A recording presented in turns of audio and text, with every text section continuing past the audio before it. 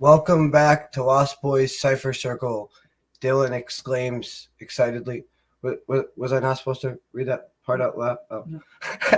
I'm just kidding, guys. Welcome back to the circle.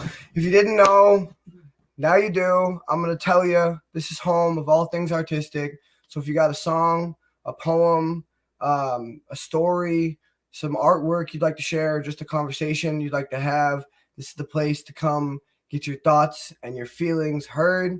If you'd like to be on the show, you can message me on Facebook at Dylan Lawler or email me at lostboy420x@gmail.com. That's Dylan Lawler on Facebook or lostboy420x@gmail.com. As always, guys, before we get started, I want to take a second to talk about mental health. As I always say, it is a big part of life. It's a big part of what we do here. We wouldn't be artists without it. We wouldn't be humans without having that pain that we struggle with every day and doing things to overcome it. Whether you're an artist and you use that as your therapy or it's something else. Like I said, something I always say is keep using whatever your tool is, your poetry, your songs, your woodworking, whatever you do, as a therapy to keep getting through the struggles. And also just know there is always someone to talk to, whether you think there is or not.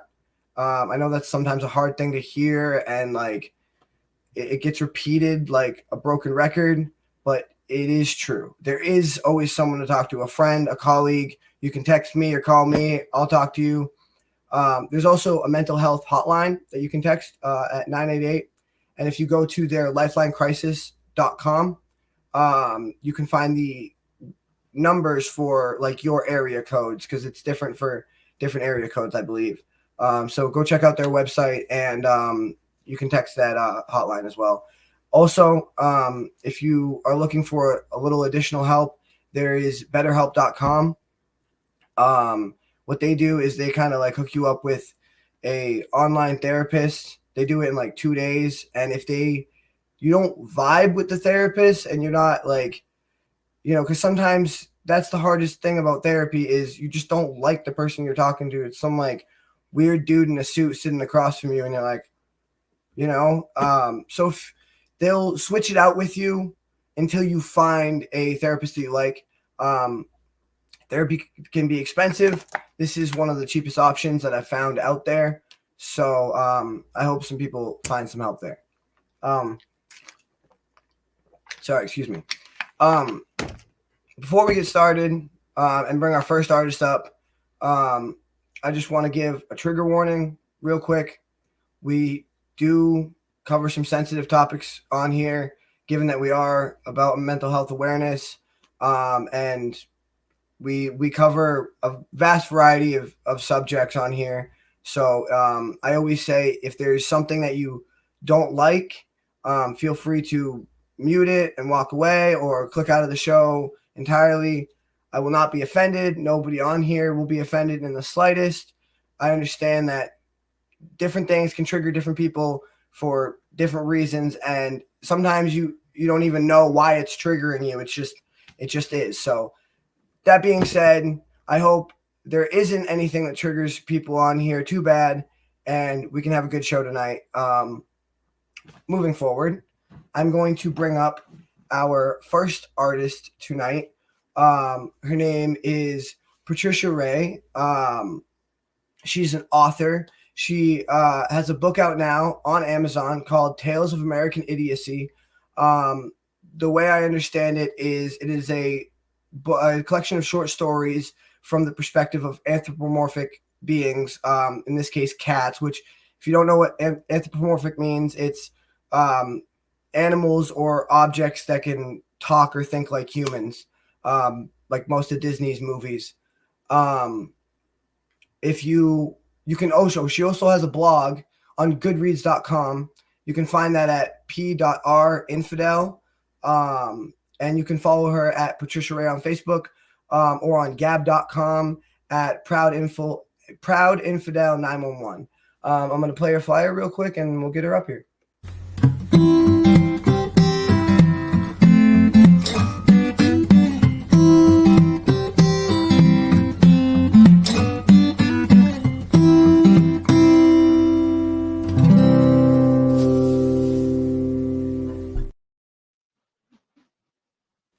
Hey, All how you right. doing? Hello. Thank you. I'm doing great. Thank you so much for the wonderful intro and the warm welcome. Yeah, I try my best. It's not perfect, but I try to give everybody, the props and the respect that they deserve. So Well, I think you succeed. If I could just make a little correction about my book, one of the stories is about cats. I actually have there's 5 animal stories total in the book, and it's best comparable to Animal Farm. I don't know if you've ever read that, where George okay, so it's not Orwell does this commentary. it's not just cats. It's there's other animals. Right. There's one about Okay. alligators. There's one about Okay. farm animals. I call it Horse Ranch. It's kind of a nod to Orwell's Animal Farm. Um, and that one touches on, some of the unwise immigration policies we have. The one that I'm going to read, Conspiracy Cat, that has cats in it, and other pets. And then there is another one called Delilah the Brave that's about deer, and it is a nod to the some of the COVID policies that were in place. So Okay. basically, this book is just kind of a commentary on some of the things that have been happening in the early 2020s. And it's allegorical. Some people love it, some people are hate it, but hopefully, I picked out a story that everyone can identify with tonight. The story of Chester the Conspiracy Cat. So That's awesome. Yeah, I'm definitely excited for it. I apologize for the confusion. I love the artwork though. The cat on the front cover is what made me think it was just cats. But I love that artwork on that front cover. It's awesome. Um, so so Bosch shout Boston did shout that. out to shout out to the artist. What's Yep, that again? Bosch Foston. Bosch Foston is the gentleman who did that art. So, yeah, I don't know if you've Okay, ever awesome. heard of him. He actually, yeah, yeah. I don't believe I So, have, but shout out to him. That's awesome. So yeah, that's the first piece you're going to be sharing with us tonight. Is one more time well, it's called the name of the Conspiracy Cat, conspiracy cat. Okay, and and it's about some of the things that happened during COVID. So, all right, cool. I'll drop myself out of here and I'll let you get to it. all right, thank you very much. Okay, so again, the story is called Conspiracy Cat by PR Infidel. Inside of the book, Tales of American Idiocy. Soon the humans will all wear muzzles and be chained to their homes by their great glowing boxes. This announcement by Chester the cat stopped the weekly beating of the pets of Sunnyside Street cold. Not because they were surprised by Chester. He was, after all, the neighborhood conspiracy cat, known for making odd announcements about aliens, lizard people, and government plots for totalitarian control. Chester was a well of odd machinations, most of which he announced at inopportune moments. He even wore a tinfoil hat that each week boasted another layer of the shiny kitchen essential. It rose then above his awkward eyes, awkward because his right eye was twice as large as his left and constantly watering. Also, his nose continuously twitched. Indeed, all of Chester seemed to shudder, an endless nervous tic that Chester insisted was the result of aliens shooting electrical energy through his body. Chester, said Tommy the tortoise. That's weird, even for you. Weird doesn't begin to describe it, Chester said, his tremor intensifying. When the humans don their muzzles, they will isolate themselves. Then you will see them change. But why would the humans wear muzzles? Laughed Bonnie the collie. The muzzles will restrict their oxygen. All organs, especially the brain, rely on oxygen. Oxygen restriction will limit the human's ability to think critically and question the obscene. Also, forcing the humans into social isolation will alter their brain waves, Chester continued. Oxygen deprivation coupled with social isolation will launch them into a state of psychosis, making them vulnerable to suggestion. Then and only then will they be willing to surrender their civil liberties to the government and undergo mass pharmaceutical experimentation. This was said with great emphasis, and Chester stood on his hind legs, his front paws in the air, his tinfoil hat slipping over his head. Tommy the tortoise, Rocky the Labrador, and Bonnie Lass the collie all looked at him, aghast. A Siamese kitten named Misty said, "You're crazy." Chester looked at her with his large, watering eye. Don't worry about my mental health, little one. Worry about your humans. And with that, Chester launched himself dramatically over the back of the fence, leaving the other animals of Sunnyside Street speechless. The next morning, Tommy the tortoise walked into the kitchen. His human, a middle-aged, single, portly gentleman, was looking at his laptop, but in a strange sort of way. The screen was positioned so that all Tommy could see were his human's eyes. They were unusually large, liquid, and fearful. His human almost didn't look like himself. The tortoise shook his head. He must have misinterpreted his human on account of hunger. Yes, that was it, he thought. So Tommy sauntered over to his bowl, expected to see the usual offering of carrots and baby spring greens. Instead, it lay empty, another unusual finding, and one that simply wouldn't do. After all, Tommy was hungry. He smacked the bowl with his foot, clearing a metallic ring, then looked at his human, who was still staring at his computer screen. The tortoise sighed, then smacked the bowl again, but more forcefully. This time, his human looked up, and Tommy caught his breath. Covering his human's mouth and nose was a large, unsightly strip of cloth. A muzzle. Across the street, Misty was having a similar experience. Her human, a 20-something female yoga instructor, was sobbing herself senseless on her futon. She started off by soaking her pillow. Then she grabbed Misty, drenching her fur and holding her with a grip that almost sent the cat running behind the washing machine. Almost. Misty resisted the urge for two reasons. One, her human needed her, really needed her. And two, Misty was curious, not an unusual state for a cat. There was something very odd going on here. Her human was talking about never being able to see her boyfriend again or work as a yoga instructor again and how something was going to kill her. But Misty didn't quite hear what that something was because her human's words were slurred by tears. No more parties again, Misty. No more fun. I want to die. Wait a second, Misty thought when her human said that. All of these things had one thing in common: social isolation. Her human was afraid of social isolation, just like Chester had foretold. Two doors down, Rocky the Labrador and Bonnie the Collie were sitting and watching a great glowing box. Their humans, a married couple, were seated on the couch behind them, letting out the occasional sigh or gasp of terror. Have you ever heard such a load of crap in your life? Rocky asked Bonnie when they were halfway through the broadcast. Well, it's CNN, so they're trying to scare the humans to death, Rocky continued, over a virus with a 99% survival rate. And just look at our humans, wearing muzzles. Don't they know viruses float right through those things? It's like using a chain link fence to stop a mosquito. Yeah, muzzles don't do anything, just like the animal version. Rocky cocked his head at the glowing box. I don't know about that, Bonnie, he disagreed. How so?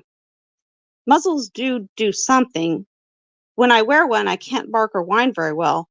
I also feel submissive and easier to control. Wait a second. The dogs looked at each other. You don't think, Bonnie said. What, that Chester was right? Bonnie didn't answer. She looked back at the glowing box and Rocky followed suit. They watched the CNN newsman drone away about a vaccine the humans were rushing through for the better part of 5 minutes before Rocky said, I think we need to have a special meeting. We can't let this go a week. Besides, and I can't believe I'm saying this, I want to know what else Chester knows. When Chester appeared before the animals at the special meeting the next day, his reception was much different. At his arrival, the gathered pets quieted immediately and parted with a president or dignitary. All eyes were on him, transfixed and curious. The cat noticed their behavior, but didn't alter his. He merely sidled up to his normal place atop the fence post and adjusted his tinfoil hat, waiting for Bonnie or Rocky to call the meeting to order. But this time, no one called the meeting to order. No one began speaking, and all eyes remained on Chester. What? He belted at last. He wasn't used to quiet. He was used to sneaking his theories in between everyone else's statements. Well, Rocky began awkwardly, we were wondering what your next prediction is. Yeah, like which stocks will go up, Tommy was joking, mostly to cover his distress. His human had been very devout about muzzle wearing over the last 2 days, and it disturbed Tommy greatly. He missed his human smile. Misty, who had called Chester crazy at the last visit, was much humbler this time. We want to know what's going to happen to the humans, Chester. Mine has been crying for 2 days straight. Mine won't stop watching their glowing box, Tommy exclaimed. Mine either. How do we stop this, Chester? Bonnie asked. Yeah, what's the lizard people's endgame? All right, everyone, quiet down, Rocky interjected. Let Chester answer. The Labrador nodded up at the conspiracy cat. Go ahead, Chester. Chester looked down at the troubled animals. He felt bad for what he was about to say next, but it had to be said. For all his faults, lying wasn't one of them. The end game of this unethical social experiment was not devised by the lizard people, although they are involved. No, Big Pharma and the US government are the main players. They want to create a more obedient human being. But why? Misty squeaked. Most of human energy is spent trying to control other human beings. It has been this way since the dawn of human civilization. Some humans are as addicted to power as they are caffeine. Right now, humans with this addiction control the seat of power in the US and the world. As for the how, Chester continued, the humans will further descend into madness. You will see them don two muzzles and cover their eyes with plastic. Then they will begin speaking to their glowing boxes. Watch for it. When it happens, you will know they are one step closer to agreeing to the experiment. And Chester exited as dramatically as before, falling backward into the ground behind the fence, his tinfoil hat tumbling after him. Just as Chester had predicted, the humans began to wear two masks, then to cover their eyes with plastic. Tommy's dad put a hood over his eyes until he looked like a welder. Now, not only did Tommy miss his human smile, but the love from his human's eyes as well. Bonnie and Rocky's humans had a thick pair of glasses that fit over their regular glasses. They wore these most of the time, except when they took them off to talk to their glowing boxes. Misty's human stuck with one mask, but she was an emotional wreck. She talked to her glowing box, or rather cried to it. She spoke of things that would make a psychiatrist cringe, let alone a kitty like Misty.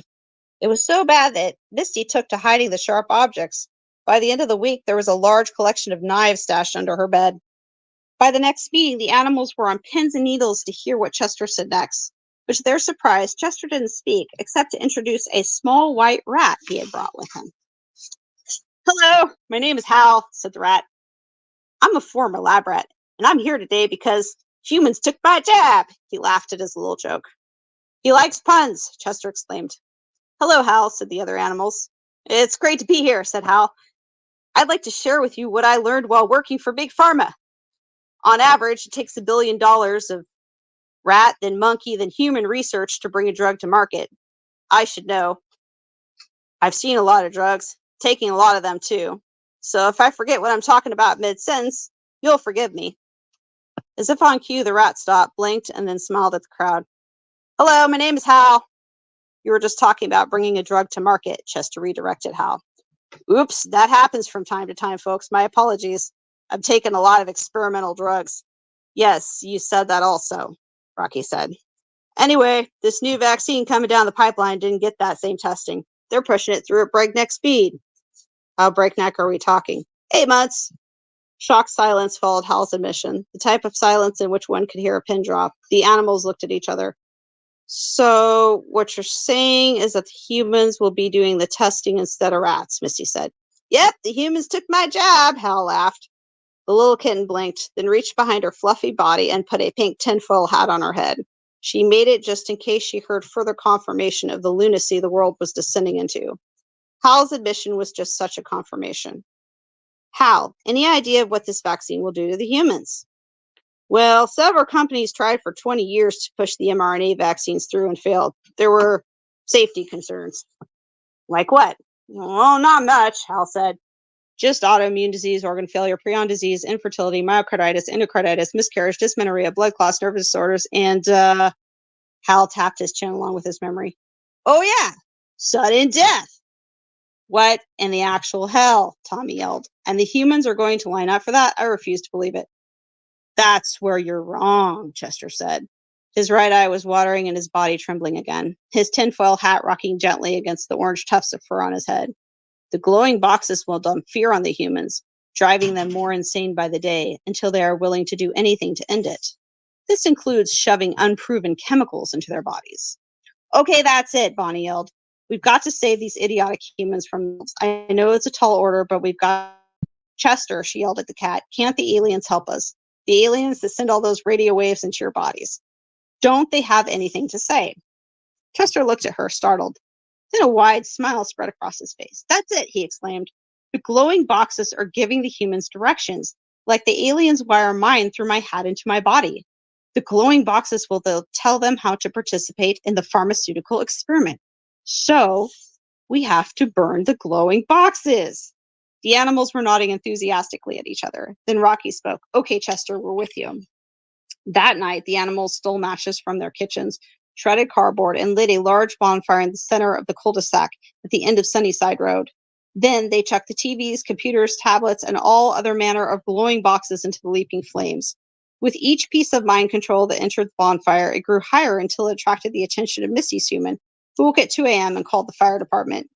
Tommy's human ran out to look at the scene and started talking to Misty's human as the fire trucks arrived. It turned out that Tommy's human was looking to lose weight and had always wanted to try yoga but was too embarrassed to join a group on account of his weight. Misty's human agreed to give him private lessons. Bonnie and Rocky's humans were the last to realize that their glowing boxes were missing but weren't distressed by it. I have a feeling they're feeding us a load of crap anyway, the husband said to the wife, who agreed. Then they spread out lawn chairs to watch the firemen do their work, the first bit of propaganda-free entertainment they'd enjoyed in a while. Chester's human was an elderly lady who didn't have a glowing box, only a small cell phone. She waved hello to her neighbors as she rounded the electronic fire with Chester on her heels. She wasn't wearing a muzzle, and when the other humans saw her without one, they removed theirs too. The animals saw Chester's lady enter the bushes at the end of the cul-de-sac, Chester trailing behind her. Misty, Rocky, and Bonnie looked at each other. Isn't Chester's human elderly and nearsighted? Tommy pointed out. Yeah, Misty said. And she's going into the forest. We should follow her, Rocky said. So they did, down a sloping ravine until they came to a clearing in which an odd-looking humanoid figure with large black eyes and gray skin was standing before Chester's human. The animals gasped in union. An alien. Well done, the alien said. But you know you can't save them all. Chester's old lady removed her glasses and straightened up. When she let her hair down, she looked 20 years younger. That's not my goal, Lord Slorp. Chester and I only need to save a few for the dominoes to fall against the globalists and their new world order. Let's hope you're right. We'll be in contact. And the humanoid figure turned toward a glowing disc-like object that suddenly appeared behind him. He entered the craft. Seconds later, it zoomed into the sky and disappeared. The animals turned to one another, silent and shocked. Misty smoothed the tinfoil hat on her head. Chester saw his friends and patted over, smirking gently. What do you say, guys? My human and I can't do this alone. And after all, today's conspiracy theorist is tomorrow's prophet. As Chester was speaking, his human approached and knelt before them. The animals could see clearly that she wasn't elderly at all, but middle-aged with auburn hair. She'd been wearing a disguise. She offered an outstretched hand to the animals. In her palm was a stack of tiny, pet-sized tinfoil hats. And that is the conclusion of Conspiracy Cat. Slow clap. Wow. That was fucking awesome and amazing in a million different ways. It had me laughing and like getting kind of angry and then like just like all different emotions. But I love your commentary on the human condition and like just the visualizing it through the animal's eyes does so much to really show like how ridiculous everything is and how scary everything is. And just I love like the metaphors and like how you were using them as like the whole story was a metaphor for like the human condition and just COVID obviously, and how it affected all of it. Just the way you talked about the vaccine, and I love your solution too. Burn the glowing boxes. That was my favorite part. We got to burn the glowing boxes. Because that's that's really the solution. Just Fahrenheit 51, the whole thing. Well, I was trying to think of what animals would do, in that situation. And to me, that seemed like something that they could do, sort of. If I were an animal, what could I do? Yeah, I'd burn the glowing box. Yeah, no, I mean, the whole thing. Oh, go ahead. Sorry, I'm sorry. No, you go ahead. You go ahead. It's fine. No, I was just gonna say the whole thing. It was like it was not only like funny and enjoyable to listen to, but you have an excellent speaking voice, by the way, and reading. I didn't know if you knew that, but narration to me is like a very big part of what I do, and like I listen to a lot of audiobooks, and I'm a big I really listen for that kind of thing, and you have an excellent narration voice. But Thank you. anyway, what I was gonna say is like the whole thing was a fantastic commentary on like the human condition, especially during COVID, and like I love how you spoke about everything, the vaccine, the isolation, and one of my favorite things in there, which I've spoke about this myself, but I haven't heard many people speak about, is that, and I love how you compared them to muzzles, because they do something, they keep us submissive, and I loved that comparison, because that's 100% what it is. And not everybody might agree with me, but I 100% agree with that, and I thought that was fantastic. Thank you. Yeah, I appreciate it. I appreciate that. That really was written from my heart. The reason that I started doing this is because I got so mad during that whole thing, and this was like an outlet for me. And I shared a few of these stories with, some people, and they said, this is too good. You got to put it in a book. And so I said, okay. And so I did. And here we are.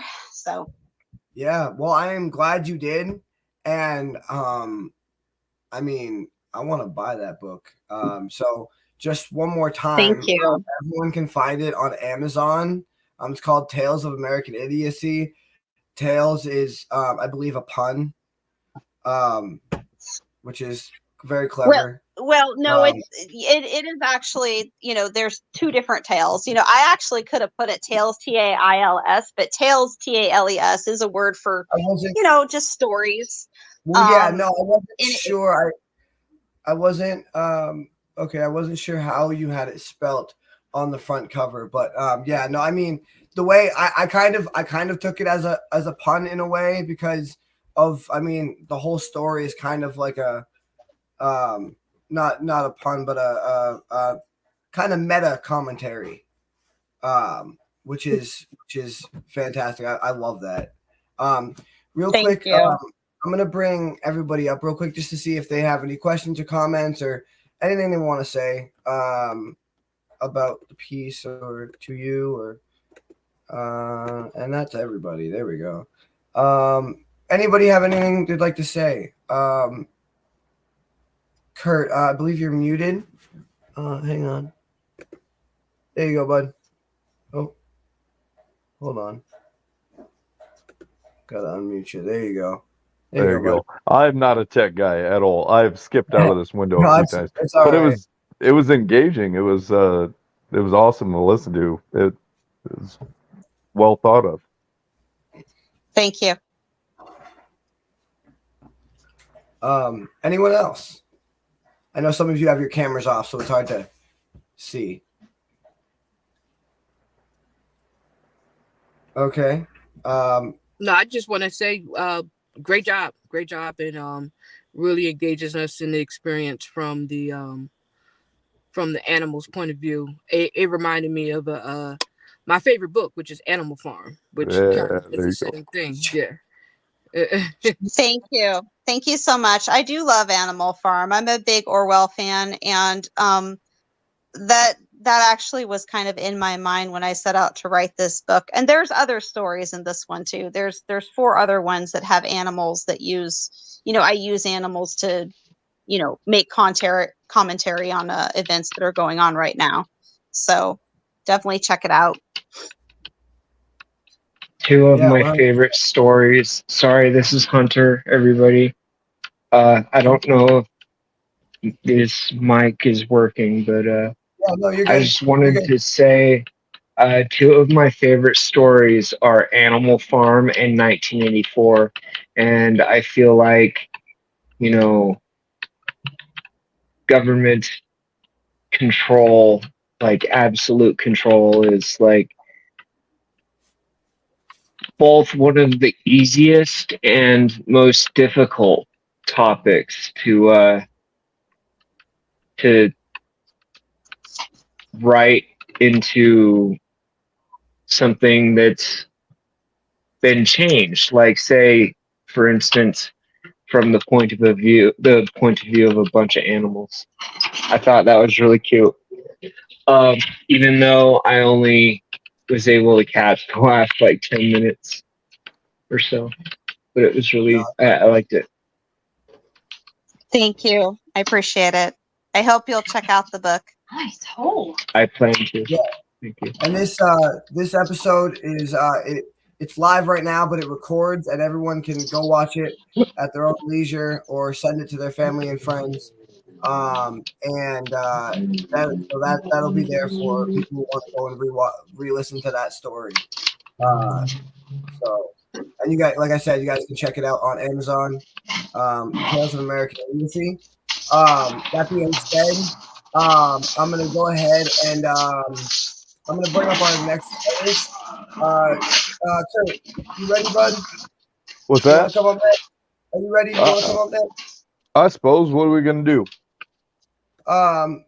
You got some poetry for us tonight Absolutely. or something? Yeah, I got one. All right, cool. Just some. I did a little real offhand quick, editing. I know. I kind of skipped out on your intro though, but I really want to play your flyer because it has a piece that you wrote on it. Oh, absolutely. Yeah, so I'm gonna play your flyer real quick, and then I'll come back. Here we go.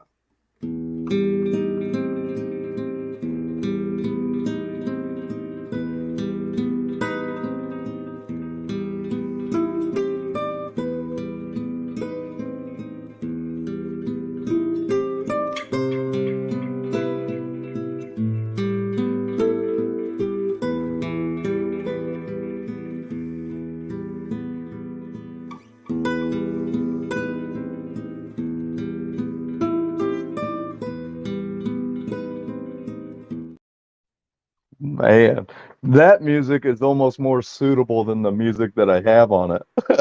Yeah. So That was amazing. I think what you had on it might have been copywritten. Absolutely. I didn't want to take any chances, so I just added that. But I was like, I was just looking for something like, kind of dark, kind of depressing, and not depressing. Oh but no, like, that was perfect. So yeah. Oh yeah, no, it hit the mood perfectly. So, like as you guys saw on his flyer, if you want to, he's a poet, and if you guys want to check him out, you can check him out on TikTok at Kurt Wright 6. Is that it? Yep, I think so. I think so. It was on the flyer. Yeah, I feel you. So I barely know half of the things that I need to know as a person. So yeah. Do you want to tell us a little bit about like your poetry and what you write about and kind of like how you got started, whatever? man, that one was actually the night I split up with my ex-wife 2 years ago, and that was a rough one. And then after that, I kind of started just going more and more. The more I talked to a lot of I'm a tradesman. I've been in construction for 20 years, and the more I keep talking to my local guys around here, that they're going through the same situations. I talk to guys at like just picking up supplies and stuff, and I started talking to these guys that are all going through the same situation. They were providers, all of that, and doing the best that they could, got left, lost everything. Now they're in the trades, breaking their backs, just trying to get by. And this was all through like COVID and all of that. So the trades it was a crazy time for materials, stuff like that. And it was just a low time. All these guys out here going the same thing. I'm like, man, that really off a lot of my writing that I was doing. I just started throwing things out. I'm in and out. I'm in a small town. But yeah, I started writing more after that, and everything's it's getting a lot less depressing than that one that was posted. So that's a No, plus. there you go.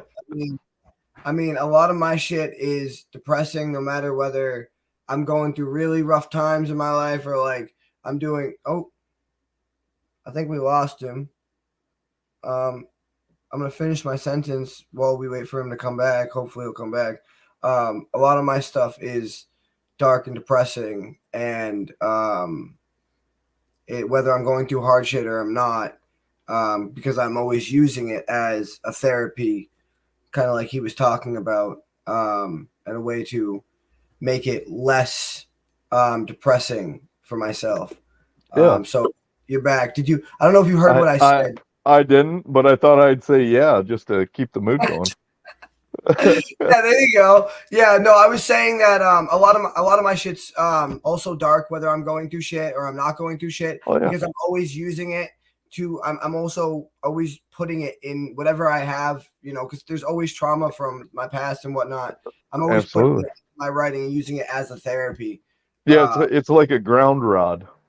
yeah, It's like the base, you set that out and you build off of it yeah, because they're your experiences. You have to feel them. And so if you're going to use them to be sad or use them to be progressive, might as well use it as your ground rod. right.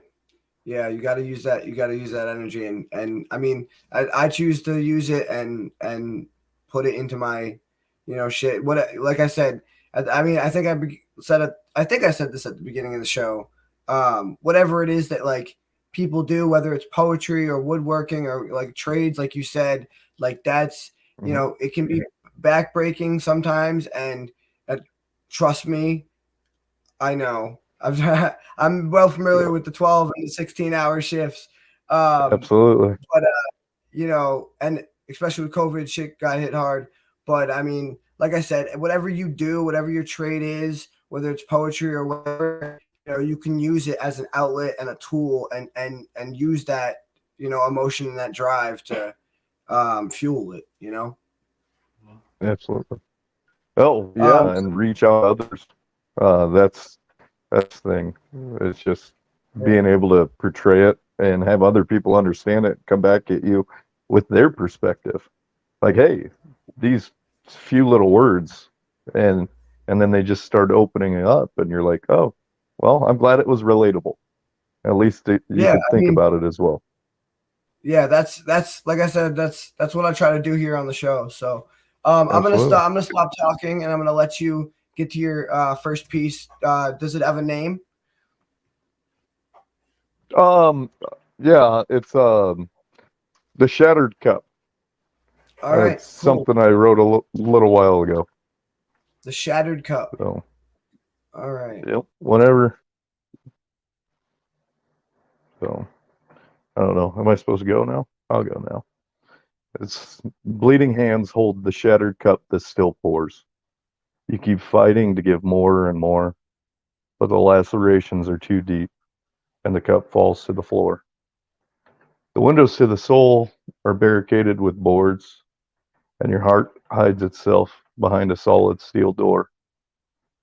You have built up your walls, you're preparing for war, surrounding yourself and imploding from the core, just longing to reach that Plutonian shore. And that's it. That is the Shattered Cup. Nice, man, dude. I honestly, I went on your TikTok, and a lot of your videos are just like that, where you have music and you have to read it. Yeah, Um, but that's I the mean, ADHD in me. I can yeah, read and listen to music, and I'm like, yeah, this is cool. So yeah, and I mean that's what kind of first like drew my eyes. Like, just you have a way with words, and it's it reminds me of a lot of like the way I write. Like I said, that um, I like I said, it's mostly dark. It's mostly that kind of like dark retrospective, either thinking about life or looking inward and thinking about self or whatnot. And I really vibe with your style, dude. That's Absolutely. yeah, I appreciate really it. dope. Thank you for sharing that with us. You bet. I'm gonna bring everybody up here real quick and see if they got anything to say to you or questions, comments. Anybody? Floor is open. Anybody? Going once, going twice. All right. People don't like to talk tonight. It's okay. I understand. Sorry, I'm here. Yeah, Hunter. Say I something. had to reach for my phone. I like your poem, man. Well, thanks, bud. It's dark, but you know, like David Draymond says, sometimes the darkness can show you the light. Oh, many a times it has. Yeah, that's definitely like I said. Thank you. I appreciate that. That's what it's all about. You know, that's what the craft is about. That's what life is about in general. Is, you know, you kind of need the bad things where the good things lie and where the right path is. Yeah, thank you for your commentary. I know everybody's shy. Not many of you are familiar with podcasts on here, so I'm not going to hold it against you. I promise. But yeah, thank you for sharing that with us, Kurt. And is that the only thing you're going to be sharing with us? Or should I bring you up for another? Yeah. I suppose that should be it. I'm halfway cutting in and out. Okay, So well, if your connection holds, I'll try to get you back up here. All right, guys. I'm gonna oh man. Too quick with the button. Go ahead. What were you saying? Hello? Okay. All right. He's cutting out. We're gonna move on with the show. And let's see. I think that we're gonna have our surprise artist tonight pop in and shut the show down or hype us up a little bit with some lyricism. I don't know what he's got for us tonight. It might be some dark, depressing shit. It might be some like hyped up shit. And I don't know what he's on tonight. I don't know what kind of stuff he's on tonight, but we're gonna see. And he always brings something good. So this boy doesn't even need a flyer. Doesn't even need an introduction. Everybody who watches the show, y'all already know him. And if you don't, you're about to. My man Cage C, Caleb, we're gonna bring him up here. What's up, man? What's good, man? How's it How going? you doing? So I've been trying to get you. I'm trying to get you back up for a couple weeks now. Say what? Oh, I've been trying to get you back up for a couple weeks now. Everybody's connection is all shit tonight. Sorry, we're gonna roll through it. Can you hear me all right? Yeah, it's just this phone is garbage. This new phone I have is garbage, so the audio is hard to hear. So I had to put it next to my ear, and it's hard to catch what you're saying. Oh, I understand. All right. So we'll just get to it then. What's the first piece you're doing one for us tonight, right? Yeah. What's the piece you're gonna share for us tonight? I'll do it. No, it's called The Meeting. The meeting? All right, man. I'll just let you get to it and do your thing.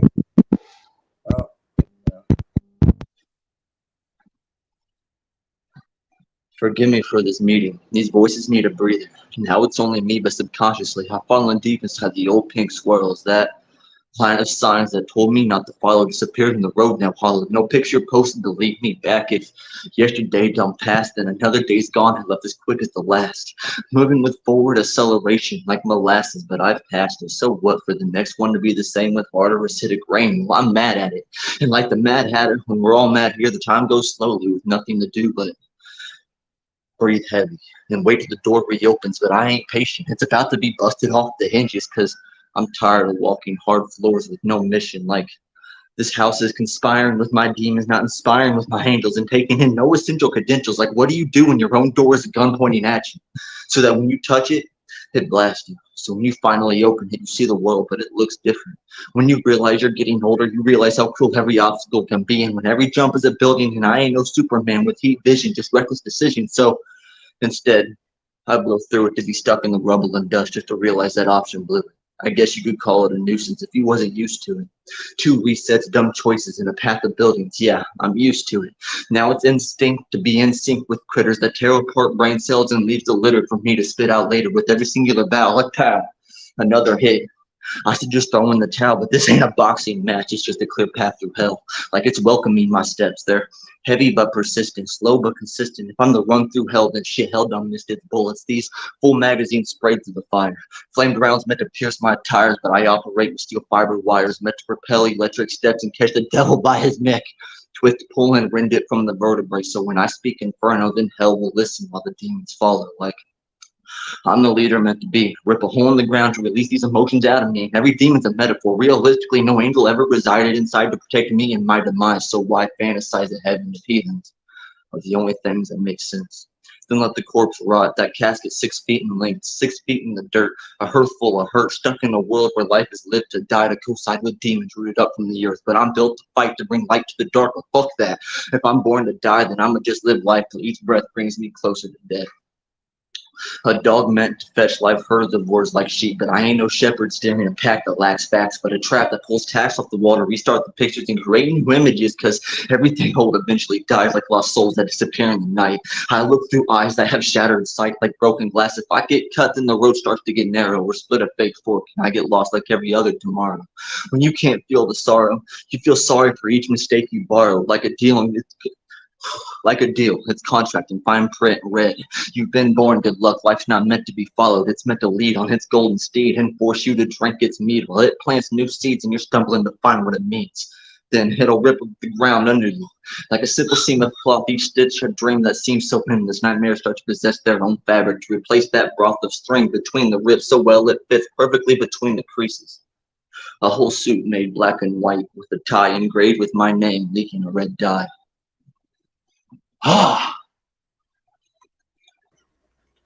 God damn. Yo, like I said, you always come with it. You always come with something like, and dude, and you always just fucking blow me away, bro. And it's so like, there's so much in there. It's hard to comment on one particular thing, but like as always, one of my favorite things with your stuff is the metaphors and the way you paint like vivid pictures. Those vivid pictures in your mind convey very deep emotions, and it's just like it's amazing the way you put this shit together, dude. Like honestly, bro, you are one of my favorite. That's why I've had you on here a bunch of times because you're one of my favorite poets, one of my favorite rappers, one of my favorite whatever you want to call yourself.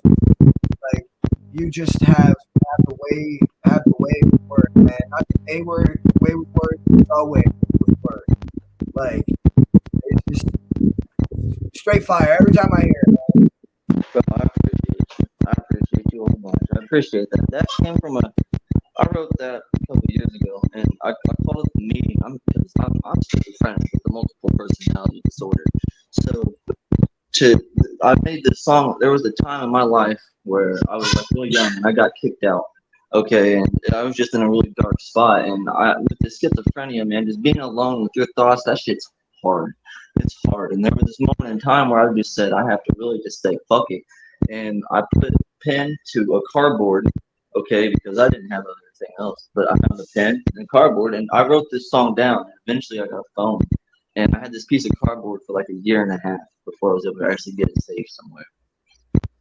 God damn, bro. With a fucking piece of cardboard. You know what? The biggest and best fucking things in life start right at the fucking bottom. At the lowest fucking. You know what? I don't even got paper. I don't even got paper. I got a fucking piece of cardboard. You know what, man? Dude, sometimes you gotta do what you gotta do. Like, and you gotta do what you gotta do to get that out and fucking like. I'm glad you did because you know what, like, knows, if it wasn't for that piece of cardboard, like, you might not be where you are now, like, still doing it. You know what I mean? Dude, it's insane. Yeah, I mean, I still have it somewhere. I think I have it in storage. I'm not gonna lie, I still have it. I used to have a whole, like, I don't know. I've been writing since I was 13 years old. I wrote up probably everything. Yeah, I'm like that. I keep a lot of stuff I've written, like, in a binder or locked up in storage or, like, in my closet or some shit like that. Yeah, I keep everything. I've been writing for a while too. I'm gonna bring everybody up here real quick. Just see if they got any questions or comments for you. A little bit of a tough crowd tonight, but that's okay. We're gonna go with the punches. Hello, guests. Does anybody have any questions, comments, feedback for Caleb?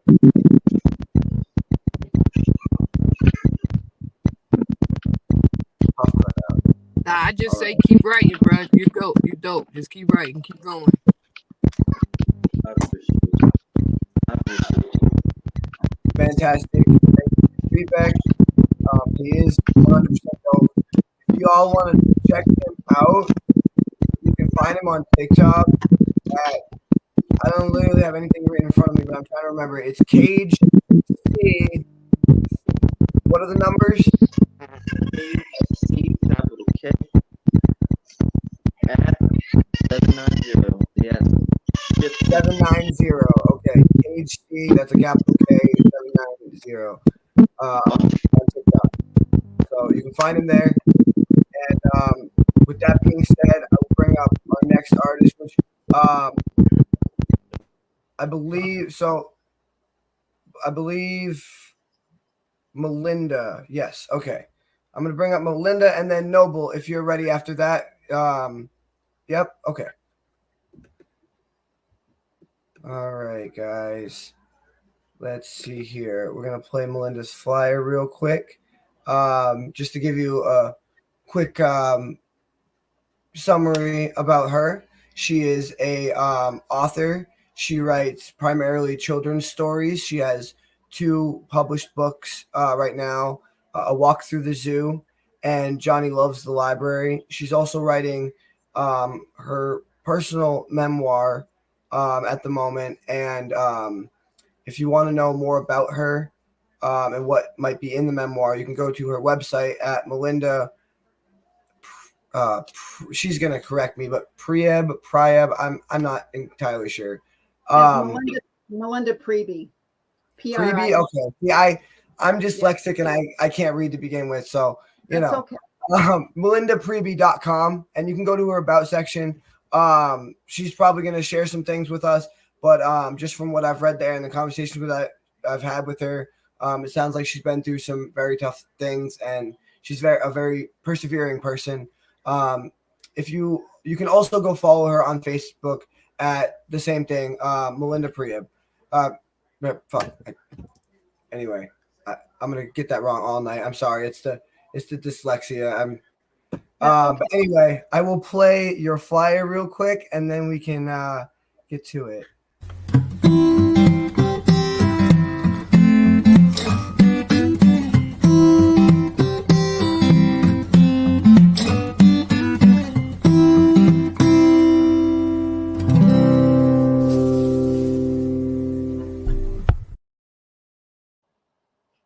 All right, so that's her flyer.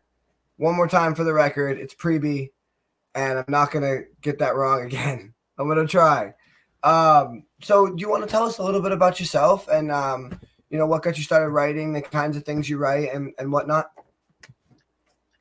I've actually been writing and telling stories ever since I was little. When we had book reports, I would actually grab a whole bunch of books and make a real long book report or spelling words. I would actually have a page for each spelling word. And the children's stories, I've actually have 3 out. 2 I illustrated as well as wrote. Then I have another one I wrote that I had my Aunt Joanna illustrate.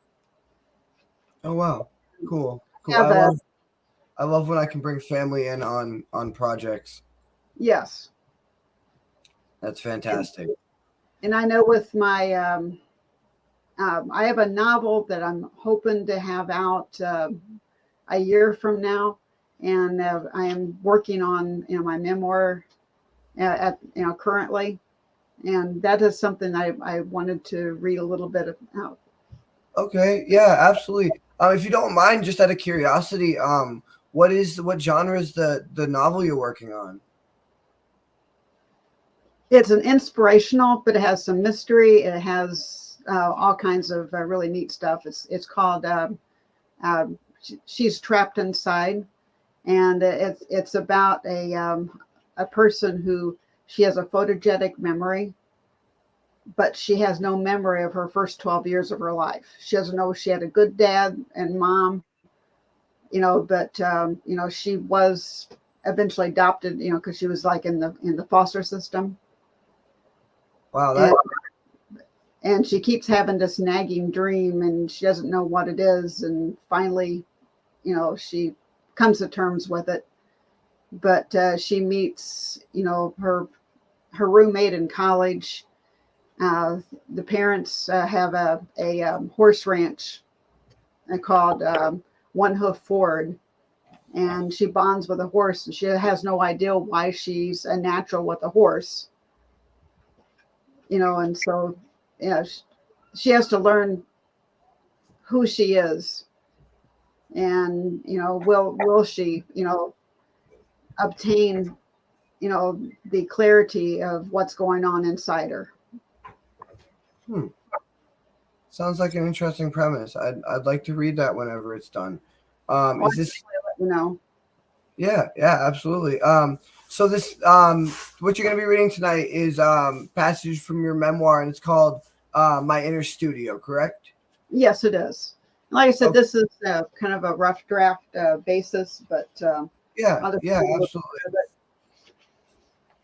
It says imagination and creativity worked well together inside my inner studio, inspiring me so that I kept busy producing works of art and stories. But one day I was driving when someone else's brake squealed and screeched. Bang! I woke up a different person. The accident impaired my reading, and my artistic ability and writing skills suffered. Imagination and creativity had not died, but found themselves trapped, alone and afraid, inside a dark room on the edge of nothingness. Prior to the accident, my inner studio was filled with books yet to be written and more art ideals waiting to come alive on canvas. Now they huddled together, reaching across the rubble to me when I slept. They also talked to me when I looked in the mirror. Every day I woke up with new story ideas running through my head, but I could not express them very well, verbally or on paper. But one day I looked in the mirror and reminded myself that I had once been told when I was 9 years old that I would never graduate or even lead a normal life due to a learning disability. But with God's help, I graduated and surprised everyone with how remarkable my life had become. As I remembered this, my heart was again filled with hope. And with the memoir, it talks about, how I did struggle to regain my artistic talent because they told me that I would actually never be able to draw again because of the car accident. And I had, when it comes to reading, I was reading Agatha Christie when I was in second grade. But with this car accident, it just took my reading ability to where I struggled with newspaper. Wow. I honestly, that is one of the most tragic things I can think of. And I'm sorry to hear that. That is honestly one of like when I talk about like deep seated fears, like just things like heights and things that like some people can't get over. One of my like deep seated fears is like going blind or losing the ability to write or read in any capacity, because like that's such a big part of my life. That's what I do. Like it's the whole thing. Like if I can't do that, like I don't know what my purpose is. I don't know why I'm here. I don't know. You know what I mean? So one of my worst fears is going blind or losing the ability of my motor skills or my brain in some way. And that is just. But I am so happy that you are recovered or recovering, and just the fact that you are where you are now is a miracle. Whether you believe in miracles or not, it's definitely a small chance, and so it could have been a lot worse. And I'm glad that you're still here writing and doing what you love, because that is one of my worst fears, that I won't be able to do what I love. Doctors are really believing, the ones that didn't believe in miracles are believing, because as bad as the injury, because I had other head injuries in the past, and that's the reason why that blow became so bad, and why it had caused so much damage. And as I began to go into my journey with my art and trying to get it back, I had I had a daughter who was 13 years old, but she passed away in a house fire on November 3rd, 1996. And so that, Wow. but, I've been through some unspeakable tragedies. and so My I heart genuinely goes out to you. I'm not just saying that because that's what you say. Like, my heart genuinely goes out to you. That is, like, I mean, two of the worst possible things I could think of in this world. Losing a child and losing the ability to do, like, the only thing that you're passionate and whatever, like, that's just, you've been through some shit, and that is, like I said, you are a very persevering person. thank you. It's just like I just I pray, and I'm a good Romans 8:28, where God turns all things around for His glory. It wasn't His will for that stuff to happen, but He does have a way of making it right. And I don't, like, in my daughter's honor, in memory, with my online shop I have on melindapreby.com. So she was an artist, and she was actually, phenomenal at an early age. So I'm in the process of getting, some art that she saved, and I'm putting it on, like some, like a stuffed animals T-shirt, and some other products. Oh, that's cool. That's And cool. what I might do with that is a portion of the profits from that one will help pay into, like, grief counseling or some sort of counseling for people. That's cool. I like how you give back to the mental health community, and like, that's like I said, that's the big part of what I try to do here is, I struggle with things, but I try to take that passion and that energy and put it into something that can be good and inspirational and give help and clarity to others. So I love that you're doing that too. That is fantastic. It is a burden. Yeah, it is. It is. So on behalf of me and all the other mentally ill people who are dealing with grief in one way or another, I'd like to say thank you. And I'm very sorry for your loss. And I just hope that you just keep doing what you're doing and using it as that tool and that therapy. And you're paying a wonderful tribute to your daughter. Thank you. So I'm going to drop you down now. And are you going to be sharing a second piece with us tonight, or no? There's a poem that I wrote a long time ago I can share. Okay. All right. Well, I'll bring you up in a few minutes after these other two artists. They've been waiting very, very patiently. Yes. I'm very sorry, guys. We've had a lot of artists tonight. This artist has been waiting. What are we on? Episode 14, 15, 14 weeks.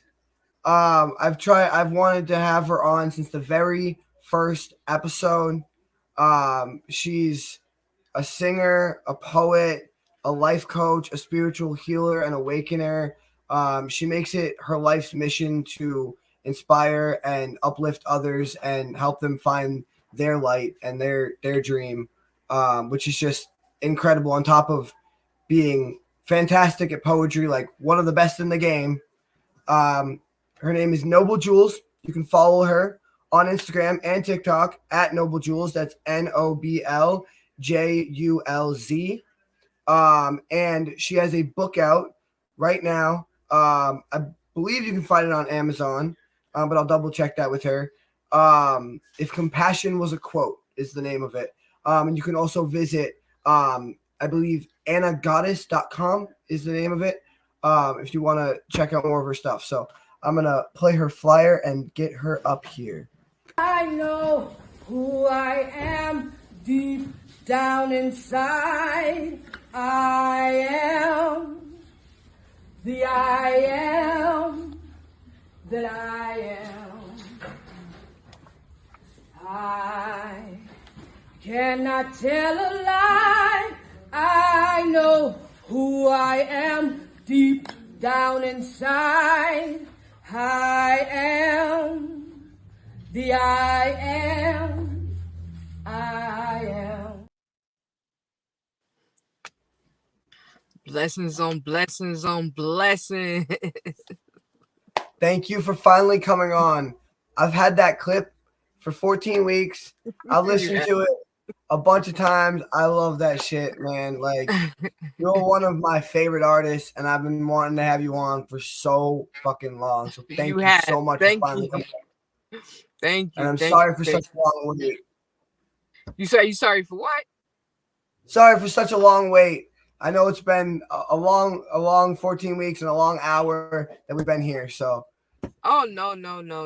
I do want to say, can I do my entire set right now? Yeah, 100%. I understand. Okay, because I did have an emergency, but I was like, nah, you've been waiting. We've been waiting too long to be doing this, and I promised that I wasn't gonna let nothing, interrupt. Definitely the space that you have provided, and congratulations to you for 14 weeks. People don't understand how hard it is to be committed to things like this and dealing with artists like us.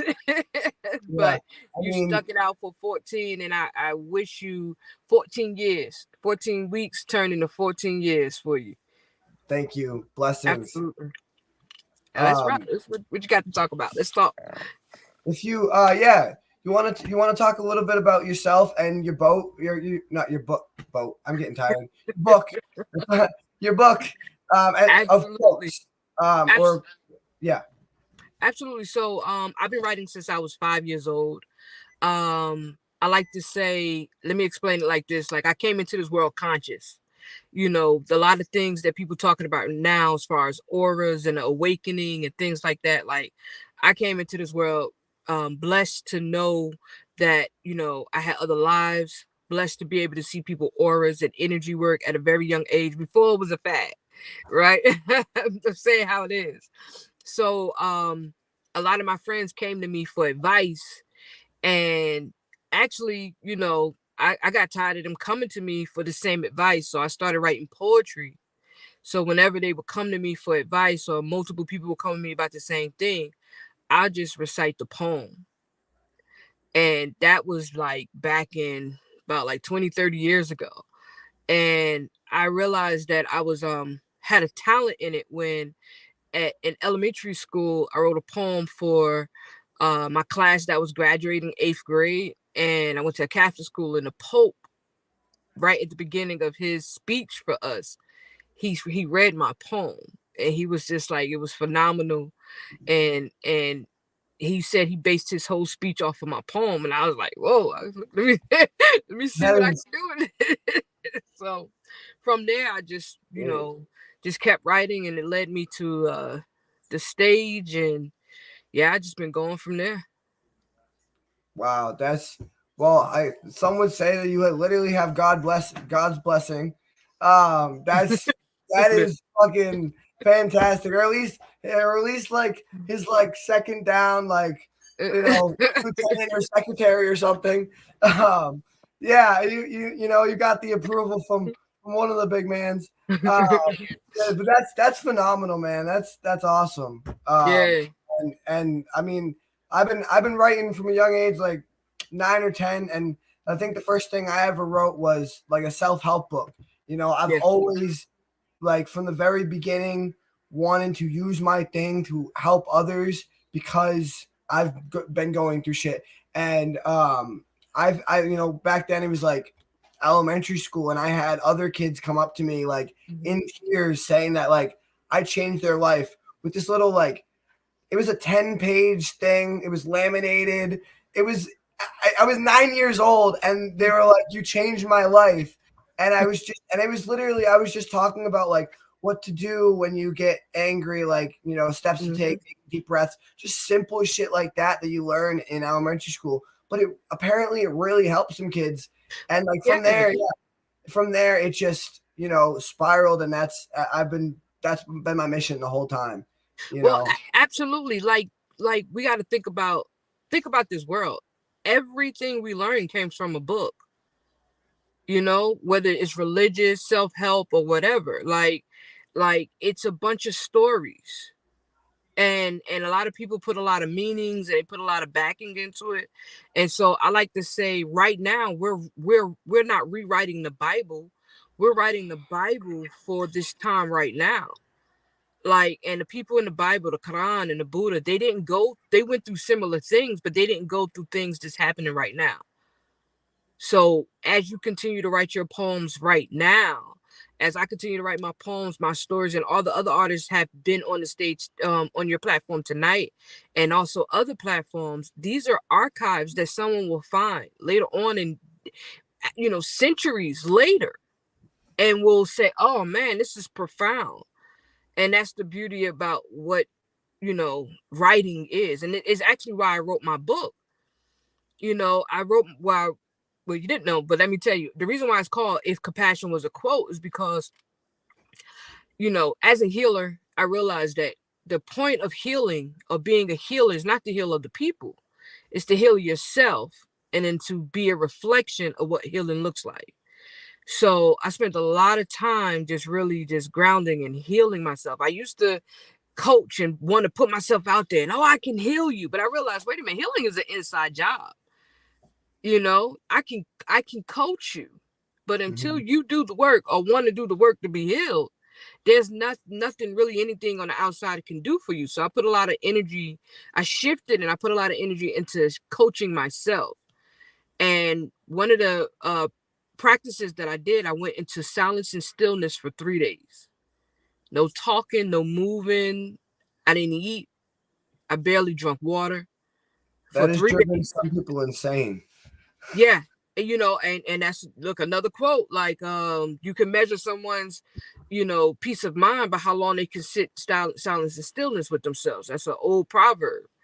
And I sat still. So for the first day, be honest, I was quiet, but I was moving around the house, like trying to get stuff done. Right. And my wife looked at me and she was like, I thought it was silence and stillness.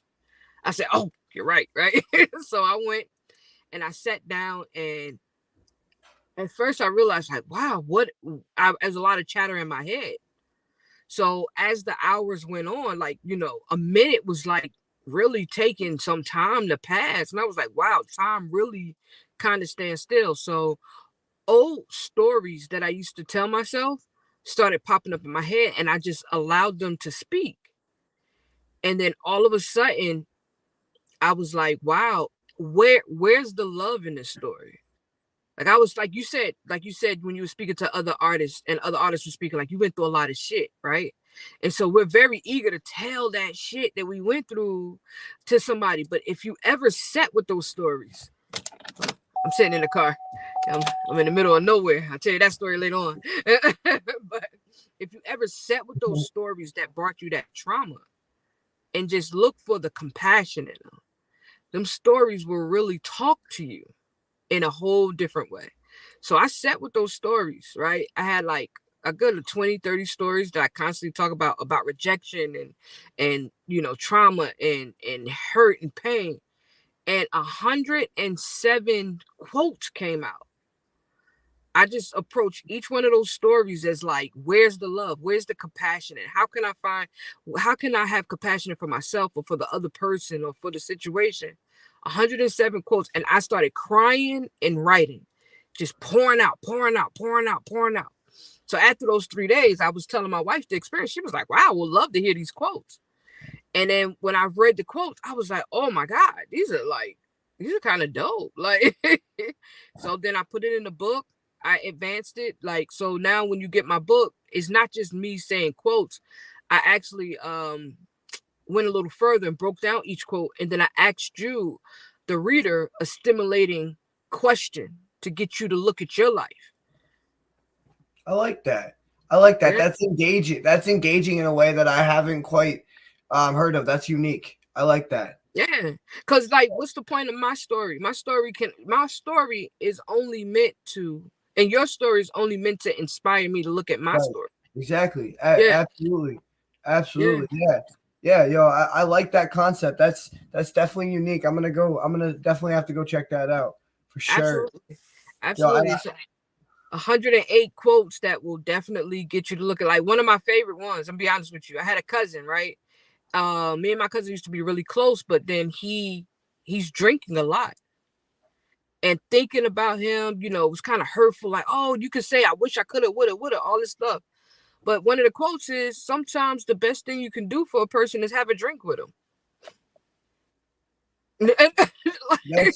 I mean, that's true in some cases and it's not true in others. Like it's all situational, it's all it's each, to each their own. But the question is, who in your life can you go and love them for who they show up as they show up as? I think that you should. I think in an ideal world, you should be able to do that with all the people that you love and all the people that you call family or your pack or your inner circle or whatever. Mm-hmm. I think that's in an ideal world. I don't think we always practice that.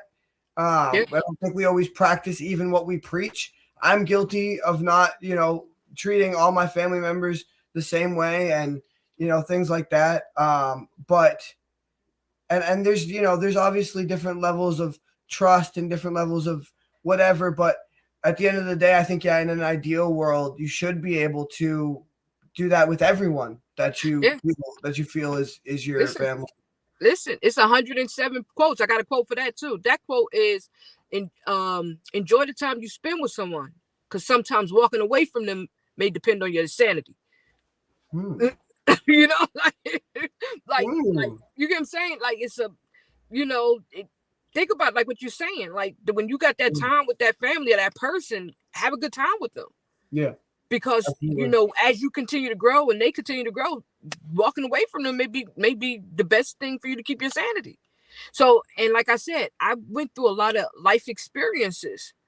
And like I said, these quotes, where can I find the compassion in this? The compassion, like the first one with the drink, that's just compassion. Not trying to change the person, not trying to, do anything. That's just being with them and being compassionate. Then the second one, sanity, is compassion for myself. That question is, who in your life that you are with on a constant basis, that how would your life be different if you were to change being around them? Yeah. I went on a podcast a few days ago. It's actually not coming. It was pre-recorded, so it's not coming out for a few days.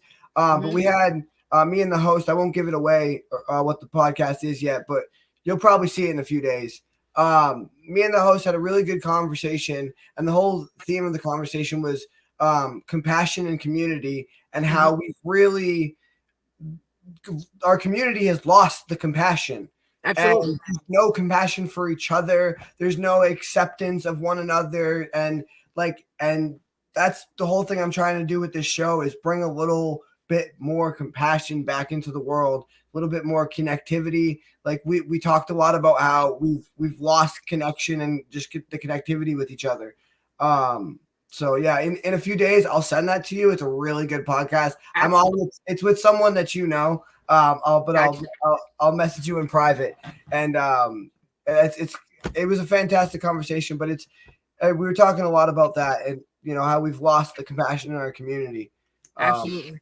All right, let's get into these poems, because I know these poems are about to bring up a whole nother conversation.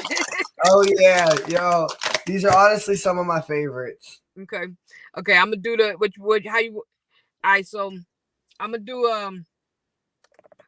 do this first one, and then the second one I know is gonna bring up some conversation because it's necessary. So you want me to do both of them, and then we're gonna come back and talk about it? Yeah, sure. Yeah, Okay, sure. okay. All right, let's rock. How's everybody doing? My name is Noble Jules. This first one is called Frustration or Release. I'm just gonna get into it.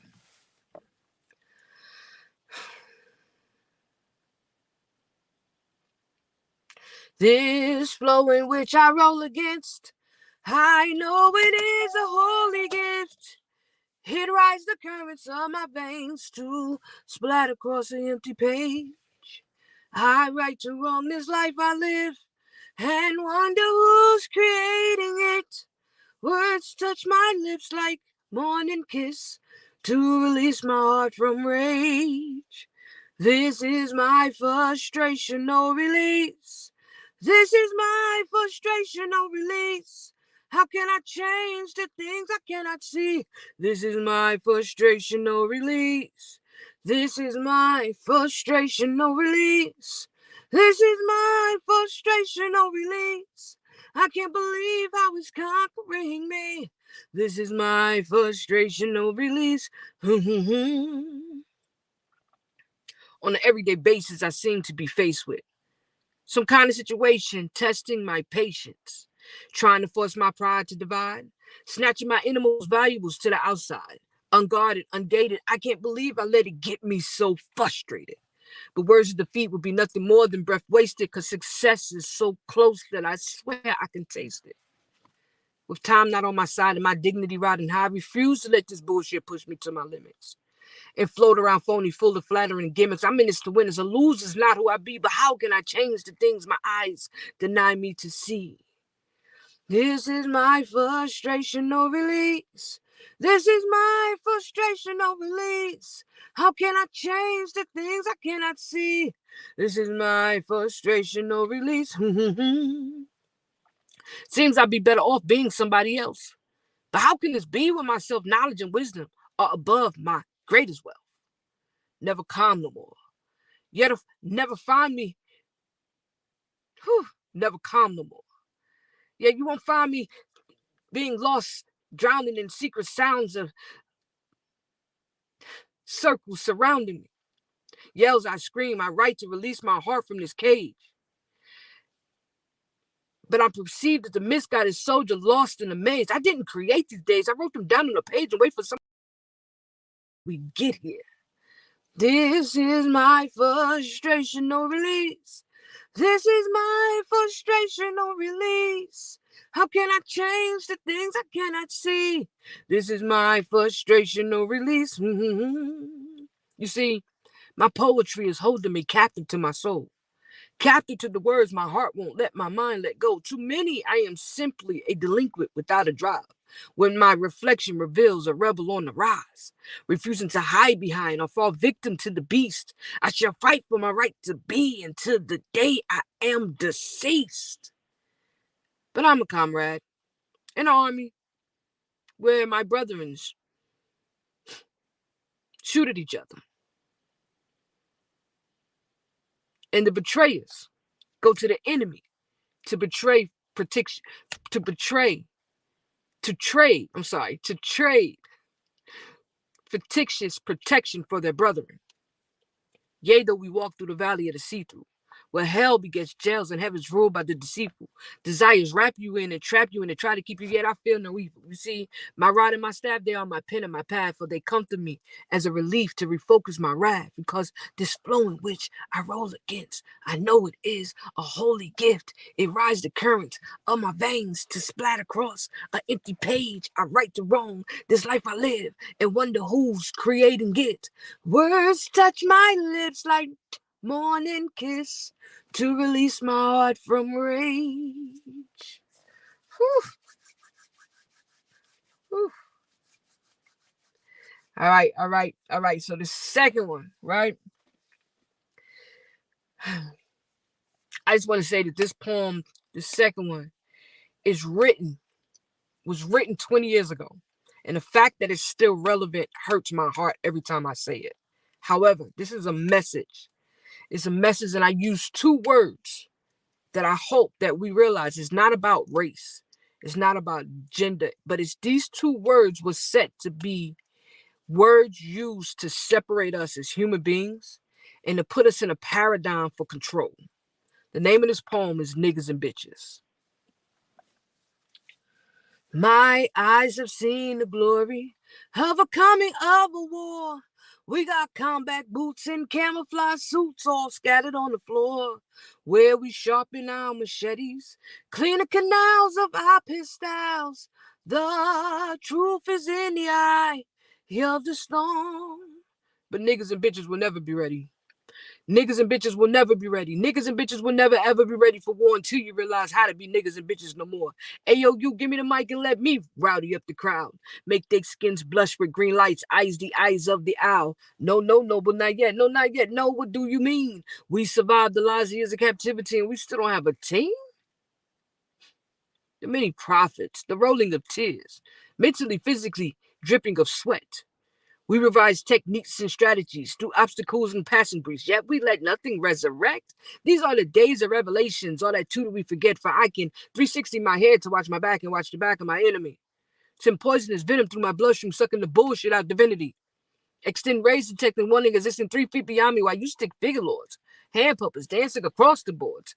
Guarding your grill with paper machete swords. Can't even comprehend that the only reason you participate in this culturally biased treason is simply the fact that niggas and bitches will never be ready. Niggas and bitches will never be ready. Niggas and bitches will never ever be ready for war until you realize how to be niggas and bitches no more. My thoughts travel through parallel prisms from throughout the equinox. Transited through my non-ether to unlock the weakest lock. Floating my physical form against the current reform backwards to rescue wisdom and to stop the ticking clock. Talking to consume the energies from my mommy's tomb. Yo, I heard them plotting on our destiny as a cocoon in my mommy's womb. To whom this may concern is those whose blood is as thick as cotton, and those who are mentally chained to a gain, meant to erase your inherent regain, so focused on this thing we call maintain, your true identity is forgotten. The demon at hand makes us stand as the underman. Overstand? So then deride to the coming of calculating time versus speed. Within this calculation, you'll find this American freedom to equal dependency. Divide and conquer. Take heed and be wasted. They're making righteous ones, speak with righteous tongues, holding righteous guns, but living off the root of all evil being, which is not money. The root of all evil being is the lack of money. Yo, the war is disguised with the lies, illusions, confusing us and convincing us not to think. The truth is written on the walls in the east in red ink. We making our queens bitches. And ignoring the tracks that chases our kings back and forth into niggas, but y'all don't hear me though, because niggas and bitches will never be ready. Niggas and bitches will never be ready. Niggas and bitches will never ever be ready for war until you realize how to be niggas and bitches no more. You see, I call you nigga to get your attention. They call you nigga to change your image. Nigga means ignorance, or better yet, you are what you think. Giving us the reality of what's good, my nigga. Chilling in the hood, my nigga. Did you see what was in the sky, my nigga? No, my nigga. Why, my nigga? Because my eyes was figuring on your figure, nigga. Get your shit up, nigga. They want another nigga to die, my nigga. Yeah, get your shit up too, bitch. They want another nigga to die, my nigga. They want another nigga to die, my nigga. They want another nigga to die, my nigga. They want another nigga to die, my nigga. They want another nigga to die, my nigga. To all niggas and bitches is extinct. There's a war going on right now. Half of y'all ain't ready. Cause the truth is in the eye of the storm. Thank you.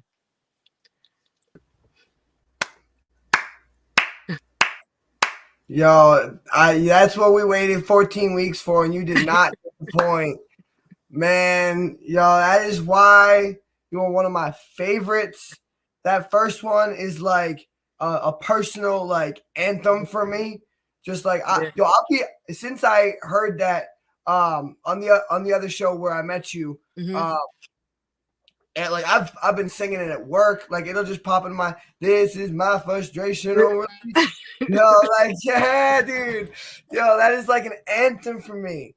Yo, and that second one is one of my favorites because 100% you are right. It needs to be said, and it needs to be said because we need to break free of the identities that we're kept under to Yeah. be our own selves and be the queens and kings and that we are supposed to be. Yeah. You know what I mean? Yeah. It's about accepting yourself and releasing yourself from this identity you've been put under. Absolutely. And And to your point, like I'm actually turning that one into a book to explain it line by line and to understand that, all due respect, there's like it's two sides to that word. It's the side that is taught to fall under that word, and it's the side that's taught to see that word as a separate entity of who a person, who the plan was for. And that's what people don't really understand. Like some people were taught to be dehumanized by that word, and some people were taught to dehumanize because of that word. yeah, And that's where the division is. The division of that word, like what you said, you are what you think. yeah, And it makes you think that either you are that word or you are not that word. And it's like, and also in the book, we're going to talk about how we think we take negatives and turn it into positives. But the only way to really turn a negative into positive is think about math. The negative got to become positive. right. Yeah, you gotta Yeah. So you flip can't, it. you can't You gotta half-ass flip the it. positivity of it. You get what I'm saying? Yeah, yeah. So No, yeah, I got you. yeah, and that whole word, and a lot of people don't like even like somebody came to me and they told me, they was like, you need to write a book about that word because like my thoughts travel through parallel wisdom from about the equinox. Like, what Like, does yo, yeah, that bro, like?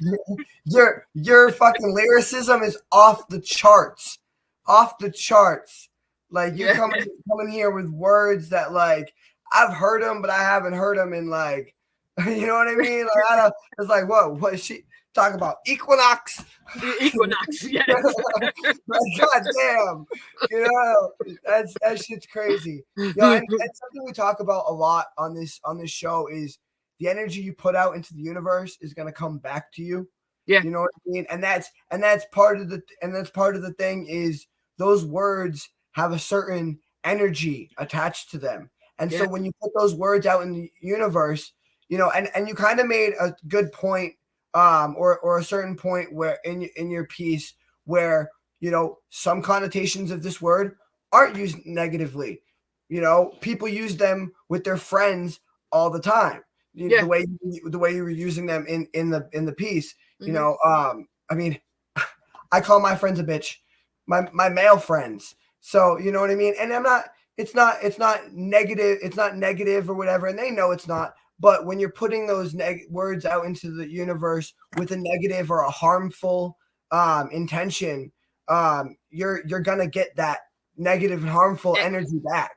Absolutely. So I studied the universal laws of the universe, right? And what people don't understand is the law of record.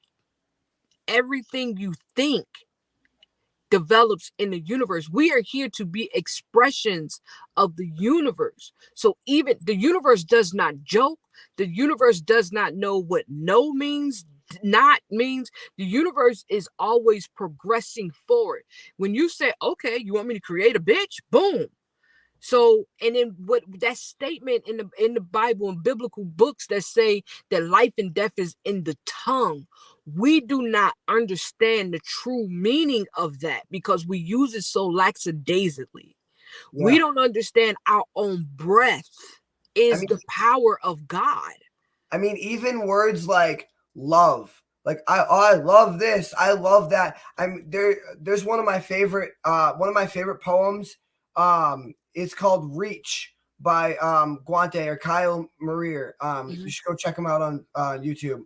Absolutely. And he says people use the word awesome to describe things that are barely above average. You know, and he goes on to list a bunch of things that people say are awesome, like a favorite TV show or a favorite cereal. And then he says, God is awesome, my grandfather would say, and he is not religious. You know, there is such a thing as awesome. There is such a thing as love, but it's not the everyday, like, oh, I love this, I love that. Oh, this is awesome. This is greatness and awesomeness, and words that are used all the time so jovially and just, you know, off the cuff. Yeah. Is you know, it's kind of sad, honestly, because those words have so much meaning. Yeah, and like what you're saying, people don't understand what they're saying. When you say the word awesome, think about what you're saying. You're saying all to some, not all to all. You're in awe of something. Right. And whenever you're in awe of something, you're creating a division between you and that something, and you're making that something a pedestal. Yeah. So, I mean, I know that's like a lot what you're saying and a lot not what you're saying, but what I'm saying, like this English language is a cursed language. It is a spell. It is a hypnotism. And when we use these words and we don't really pay attention, we use them loosely, meaning that we're not being intentional in what we're saying. So when we say, oh, you know what I mean? No, you cannot not say what you mean. So if you know what I mean? So if you're saying something and this language is created to cause a confusion. And when we're saying, oh, I'm just saying that jokingly, oh, you know, I don't really mean that about you. We're missing so much of what makes us humans in that statement. Like you're identifying something, you're passing a judgment on it, you're using your breath to put that judgment out into the universe, and you're casting a spell on someone. Yeah. In that instance. And it's like, then we're like, oh, well, why did that happen to that person? And I've noticed it's part of the reason that we kind of have it's harder for language barriers between Americans and other nationalities versus each other, because it's the most complicated language in the world, and a lot of their languages are to the point. They'll say a lot of stuff in, like, you know, 3 seconds, because they have like direct words for each other, and they're so confused by us because we have multiple words that mean the same thing, that are spelt the same, but they mean something different if you use them different. And then we have words that mean multiple different things that are spelled, and it's all over the place. And yeah, it is the most complicated language and I think that just like we use words that they think mean like certain things, but we're using them in a context that they've never heard before, and they're like, because I'm gonna say it like this, just like what you said, you like the first poem. That first poem is the whole point that you do this show. Everyone up here said they went through something and they needed a way to express it, right? And so my frustrational release is, first of all, whenever you're frustrated and you have these traumas, you got to put them somewhere. So as writers, we turn it into art.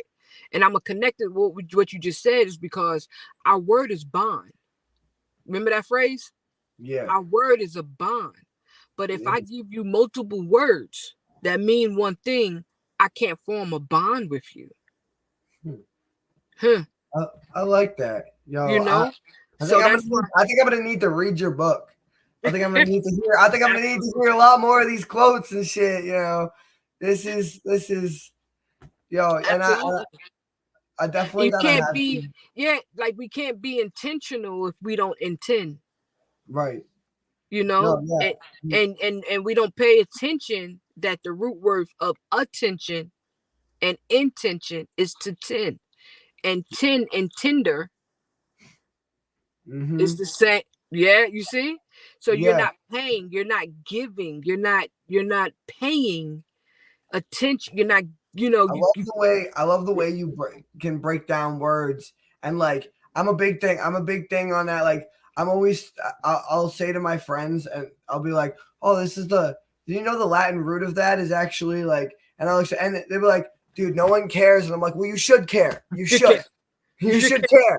It's your language and you're speaking it. You don't know what the fuck it means. Let me tell you something. Because if you're sitting under a tree, right, and that tree don't bear no fruit, you will think that that's a fruitless tree. But if you look at the root and you realize it don't bear no fruit because of the climate it's in, but the root reads it as an apple tree, don't be surprised when the apple falls on your head. You get what I'm saying? Like a lot of people, Yo, like it's about the root.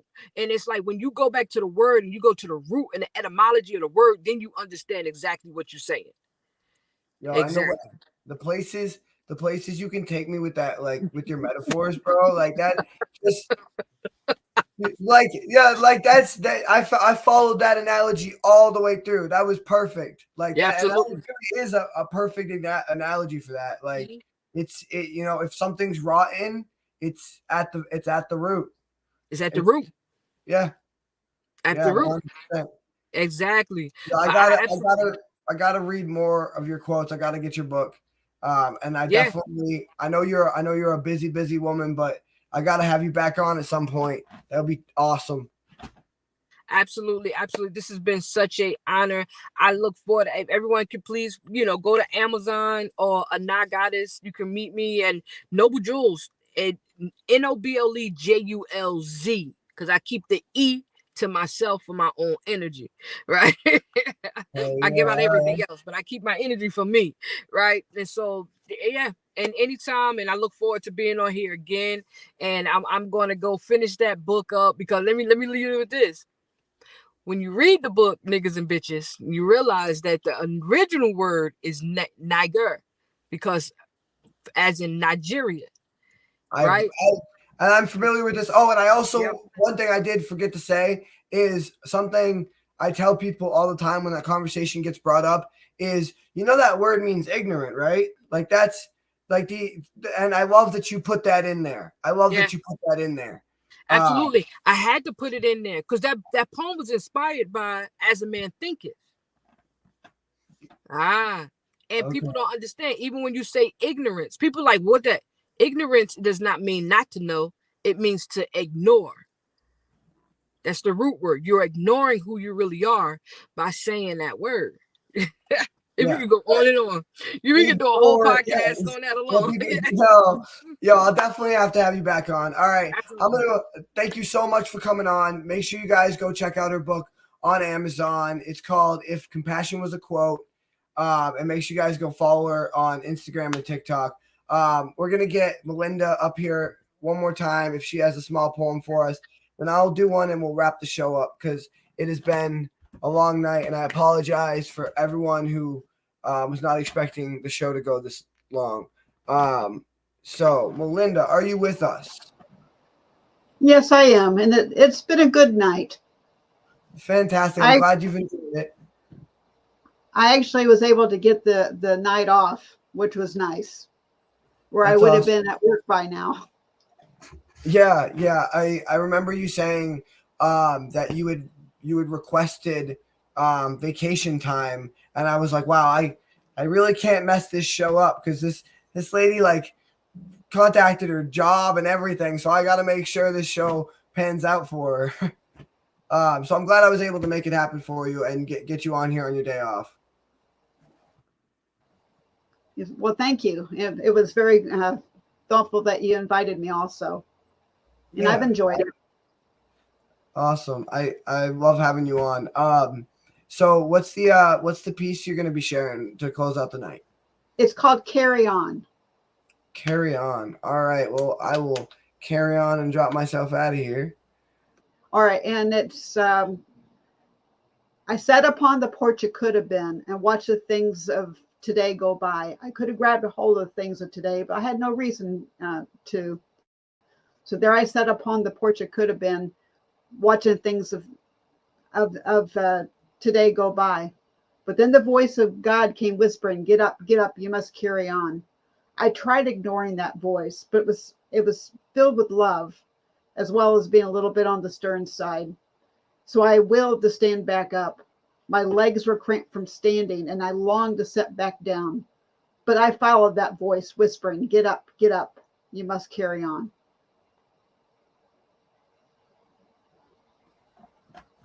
Wow, I like that. That is fantastic.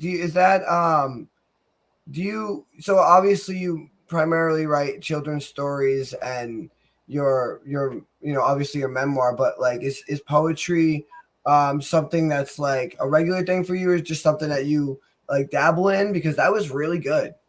Well, thank you. It's something I just kind of dabble in. It's just it came to me, and that's and then I wrote it down. Yeah, that is really good. It kind of reminds me of some of like the older stuff, like Robert Frost, and maybe not so much Poe, which is one of my favorites because he's a little dark. But it definitely reminded me of a more classical style of poetry, and I really liked it. I really liked Thank it. you. What inspired that? Just the daily struggles of life, and how sometimes it's just easier to like just sit on the porch and watch things just go by, and you just don't want to just get up. Yeah, I understand that.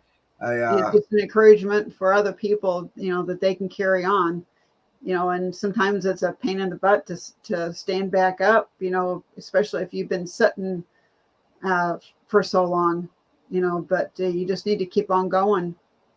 Yeah, 100%. Well, thank you so much for sharing that with us. Unfortunately, the segment where we bring everybody up for the night has been canceled due to family emergencies, connection problems, and other emergencies. I've received messages from everybody. They were all so thankful to be on. I was so thankful to have them on. So thankful to have you on. One more time, your memoir is called Inner Studio. And you guys can find her on Melinda Preby.com. And go check out her children's books and buy them for your kids also. Thank you. And with that being said, thank you so much. I'm going to do one piece of my own. So if you want to stick around to hear that, and by all means, ask me some questions afterwards. That's how I'm going to close out the show. So we'll get to that. All right, guys. I apologize again. It's been a long night. We're just going to get right into it. This poem is called Gray. It was actually inspired by a poem I was talking about earlier in the night called Reach by another poet that I like. And this is more so talking about how we are all kind of in this gray area where we can't we're actually all either in black and white, and that the gray area is us being human beings, because we're all the same. We all put our pants on one leg at a time, as they say. Whether we're artists, whatever kind of artists we are, like you've seen a bunch of different types of artists tonight. And I think that you've also seen that what connects them is their humanity. And that's really where the gray area is where the black and the white, they come together. And it is where I'm just going to shut up and read the poem. All right. It's called Gray. This is a poem written between the darkest hours of the night and the brightest hours of the morning. Written between slightly intoxicated and not nearly drunk enough. Between roaring self-confidence and cedering insecurity. This is a poem written not in black, nor in white, but in the gray ink that blots out the story of our existence. This is not a guns rights protest, nor is it an NRA convention. This is me bringing a knife to the gunfight. This is not about siding with the left or the right. This is about looking down the center of the field and trying to find an opening.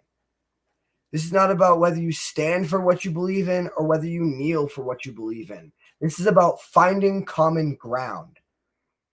I'm not talking about black power, and I'm certainly not talking about white supremacy. This is a poem about a newborn mixed race baby meeting either one of its parents for the first time because that baby just wants to be held and rocked. It doesn't care what color the fucking cradle is. It's not a woman's rights movement, and it's not a man's power struggle. This is that quiet moment of stillness and clarity right after the fight when you both wish things hadn't gotten so heated and wonder why you wasted so much energy on it in the first place. And despite what it may seem, this is not a protest or a speech. It's not a public service announcement or a come to Jesus moment. This is not a rallying point for the masses. It's not a call to arms, and it's not my attempt to make you see the light. But what we do need to see is the other side of the fight. See, at the end of the day, we're all the same, no matter who we choose to ridicule or blame. At the end of the day, your problems are my problems, and his problems are her problems, and them's problems are they's problems. And I know somebody's probably going to have a problem with how I use those pronouns, and maybe that's part of the problem. But regardless, the point is that these are our problems because this is our home. This is our future. And no matter what borderlines, oceans, genders, races, or religions separate us, we can't afford to be divided anymore. It is tearing us apart. I'd say the best way to hide something is in plain sight. Maybe that's why we can't see all of this gray. Maybe it's because our world is so enveloped in it that we've become blind. It kind of feels like we're just drifting through some endless wasteland of fog, and we keep bumping into each other like some badly rehearsed play because we can't see how or where our path intersects with anyone else's. Look, I know things are just so much more certain when you stay on the beaten path and keep your eyes looking down at your feet. I know it's just so much safer to ignore what you can't see. And I know it's so much easier to carry on pretending to see the world in black or white through the rose-colored glasses that society has forced you to wear. But I promise you, once you take them off, once you pick up your head and pay attention to the gray that's all around you, your world will explode into a rainbow of colors, and you'll finally be able to see all of these colorful paths that have been laid out in front of you the whole time, like the back of a children's menu, like the maze on the back of a children's menu. What I'm trying to say is maybe we just need to grow up and see the bigger picture. Yes, you might have to use a little brain power. Yes, you might have to read between the lines occasionally. And yes, you might have to develop a little fucking empathy to see it, but I promise you, it's there. Even in the air I breathe, air you breathe as you hear these words. This is a poem written between having the room to breathe and gasping for air. Between being completely exhausted and more awake than I've ever been. It's a poem about right and wrong, about life and death, about you and me, about the choices we've made and the choices we decided not to make, about what we know and what we haven't grasped quite yet. Because all we know is that we exist. Everything else is perception, isn't it? And that is that piece. And I will bring Melinda up here if she has any questions or comments for me. Hey, how'd you like it? Well, I really liked it a lot. Thank you. Thank you. Do you have any questions or comments for me about the piece in particular? I understood it. Okay. All right. Well, I appreciate your feedback. Thank you again, 100%, like I said, for being on my show and coming and sharing your art and your life and your struggles with us. It has been amazing. Again, thank you to all the other artists who had to go for personal reasons. I really appreciate everyone being on here. And it's been a great week. So I'll catch you guys again next week. Like I said, thank you again. And next week will be our last Thursday show. So next week, the 26th at 9 p.m., meet me here. We're going to have a Halloween special. We're going to have a bunch of artists that you've seen on before and maybe a couple you haven't. And then starting the month of November, we're going to start on Saturdays, which will be the 4th, 11th, 18th, and 25th. And then going forward from Saturdays on from there at the same time, 9 p.m. But I just thought Saturdays might be a little bit easier with people's work schedules and whatnot. So we're going to try that out and see how it works. So I hope to get you guys there. And with that being said, thank you and good night.